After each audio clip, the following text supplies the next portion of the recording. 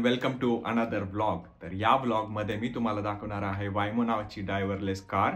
ती basically taxi आहे. तर चला तर बघूया माझा एक्सपिरियन्स. की ड्रायव्हरलेस कार घ्यायची आणि ती तुम्हालाही दाखवतो. मी पण फर्स्ट टाइम एक्सपिरियन्स करणार आहे. तर ती वायमो नावाची कार आहे. तर हे असं ॲप दिसतं आणि मला जायचं आहे मिशन बे. $27 लागणार आहेत माझ्या स्टेशनपासून. Request a car.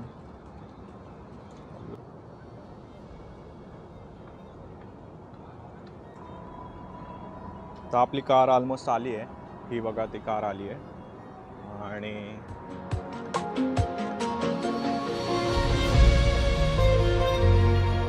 आता ती पार्क करते.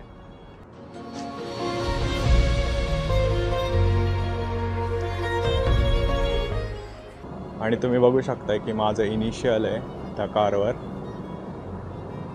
सध्या ते कॅमेऱ्यात दिसत नाही आहे पण आहे. आपण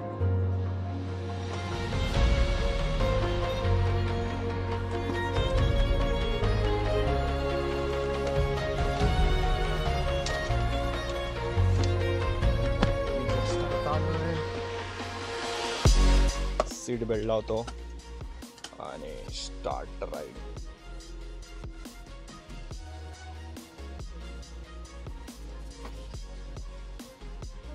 Waymo. As we get going, just give us 1 minute to cover a few riding tips. This experience may feel futuristic, but the need to buckle up is the same as always. So keep your seatbelt fastened, please. काय अनुभव आहे. माझ्या शेजारी driver नाही आहे आणि ही car automatic चालते. मला सेम हा अनुभव टेस्लाचा पहिल्या मंथच्या सबस्क्रिप्शनमध्ये आला होता. त्यांचं ॲक्च्युली सेल्फ ड्रायव्हिंग सबस्क्रिप्शन आहे की जे तुम्हाला घ्यावं लागतं आणि ते 1 महिन्यासाठी व्हॅलिड असतं जेव्हा तुम्ही नवीन गाडी घेता. पण ते एवढं भारी नाही आहे मी म्हणेल, कारण की ही तर डिरेक्ट सेल्फ ड्रायव्हिंग कार आहे. टेस्लाला तरी तुम्हाला थोड्या वेळाने स्टेअरिंग व्हीलवर हात ठेवावा लागतो किंवा तुम्ही झोपत तर नाही आहे ना, किंवा तुम्ही दुर्लक्ष तर करत नाही का. ते टेस्ला मेक शुअर करतं की तुम्ही लक्ष देत आहे. पण ही कार तर फुल्ली ऑटोमॅटिक आहे. जसं तुम्ही बघताय की कार चालू आहे आणि मी बसलो आहे साईड सीटवर. आणि तर अशी गोष्ट आहे.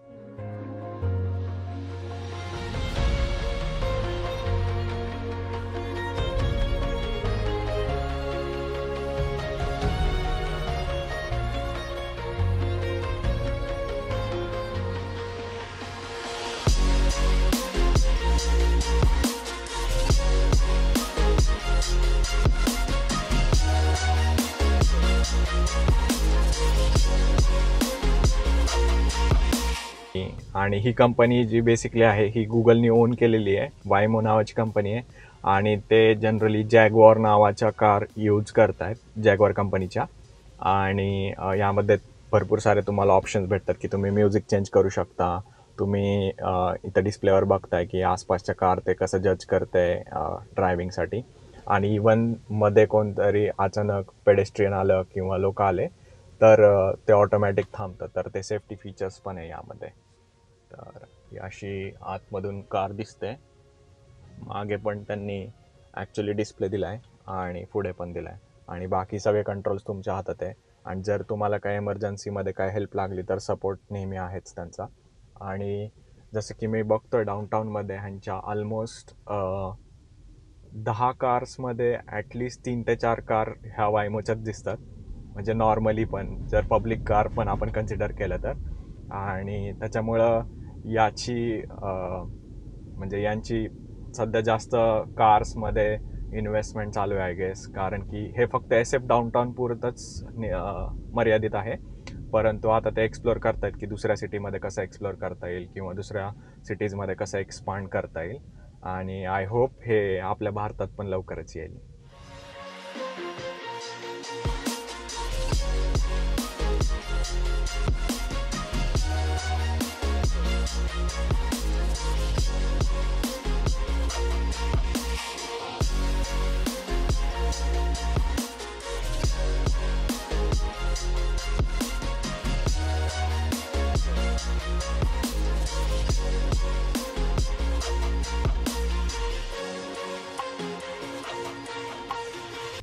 ही माझ्या समोरची जी तुम्ही बिल्डिंग बघताय ही लिंक्डइनची बिल्डिंग आहे. लिंक्डइनचं ऑफिस आहे ह्या बिल्डिंगमध्ये. याआधी मी शिकागोला होतो आणि माझ्या शिकागोच्या पण एक्झॅक्ट ऑफिस शेजारी लिंक्डइनचं ऑफिस होतं. सो इथे पण आहे.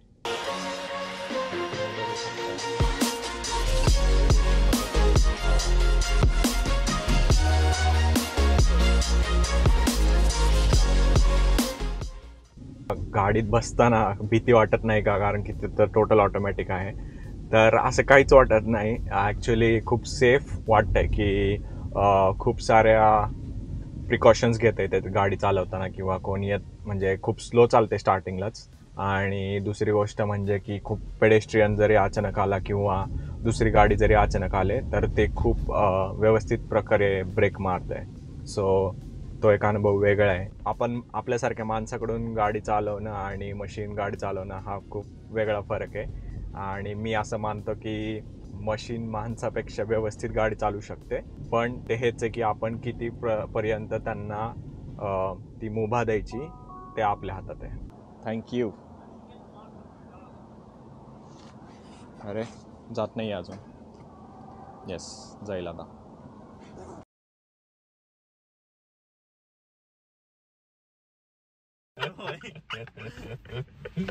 अरे थांब, ये केला का? काय नाही होत. तो येईल, त्याला पाहिजे. अरे लाईट का बंद? पहिला नाही बोल सकता था. लेजर पेन के तो आ रहा था.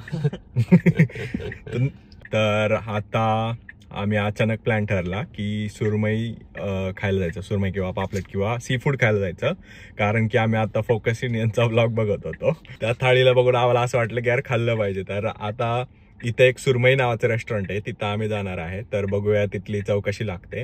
आम्ही जस्ट कम्पेअर करायला इंडियाच्या प्राईसवर कम्पेअर करत होतो की थाळी कितीला असते. तर इंडियामध्ये 400 रुपयाला असते. तीच थाळी इथे जवळजवळ $23. $23 म्हणजे किती होतात? 2016 पकड. 2000ला होतात. तर 2000ला ती थाळी आहे. तर बघूया तो एक्सपिरियंस कसा. डब्बे वाली अचानक से लगता वो अन्ना जैसा हो गया होगा. आए थे लोग मिस कर रहे थे. 5 मिनट में ऑर्डर फुल होता है. धपा लोग डालते. काय मेस आहे चालते का? ते असं दररोजचा मेनू टाकते आणि सांगते त्यांना ऑर्डर पाहिजे सांगा. तेवढं चलता क्या है? पालक पनीर मेस व्हाट्सअपला आहे. पालक पनीर 3 फुलके, फ्राइड राइस, मिनी सैंडविच $12. सत्य म्हणायला. मालवणी करी खायची का तुला? मालवनी करी. वो अपने इधर वो एबिल के सामने कौन सा रेस्टोरेंट है? वो इनविटेशन जिसका नाम था NH40.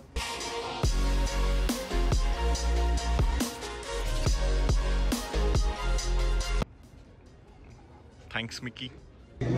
इथं सुरमई थाळी आहे, पापलेट थाळी आहे, स्पेशल थाळी आहे. त्याच्यामध्ये तुम्ही नॉनव्हेज पण घेऊ शकता. त्याच्यात तांबडा आणि पांढरा रस्सा पण आहे. त्याच्यामुळे एकदम authentic I guess Kolhapuri type पण भेटतं. आणि प्रॉन्स थाळी आहे.